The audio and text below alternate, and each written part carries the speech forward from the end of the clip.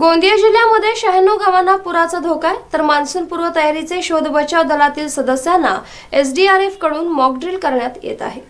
गोंदिया जिल्ह्यात मान्सून कालावधीत 96 पूरप्रवण गावांना पुराचा धोका आहे। मागील वर्षी 2020 मध्ये आलेल्या पुराची पुनरावृत्ती होऊ नये, धरण, जलाशय इत्यादी ठिकाणी यावर्षी पाण्याचा साठा जास्त असल्यानं सर्व संबंधित विभागांनी मान्सून पूर्व तयारीचे सूक्ष्म नियोजन करण्यासाठी कटंगी जलाशय गोरेगाव इथं SRDF कडून मॉक ड्रिल करण्यात आले। यावेळी घरगुती टाकाऊ वस्तूपासून तयार करण्यात आलेल्या साहित्यांपासून फ्लोटिंग डिव्हाइस तयार करून पाण्यात त्याचे प्रयोग दाखवण्यात आले। रंगीत तालीम देखील करण्यात आली आणि सर्व प्रशिक्षणार्थ्यांना प्रशिक्षण देण्यात आले।